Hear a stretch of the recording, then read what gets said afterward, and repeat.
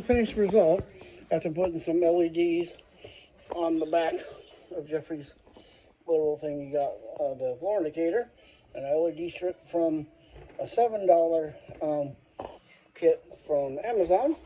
Just plug it in and hit the switch. And we have green on one side and red on the others, and then the other four are lit up. Ready? Ready? Now? Now?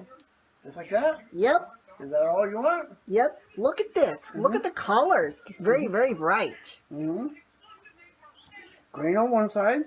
Green. And then the four indicators are white. White. And then down arrow is red. Red. And these are the LEDs on the back. Yeah. Okay? And that's it. That's it. That's it for the wiring or restoring video on a 1970s Dover Classic elevator position floor indicator from Plant Sciences Hall, University of Nebraska-Lincoln East Campus. Okay. And that's it. And that's it. That was a very quick video. All right. Bye. Bye.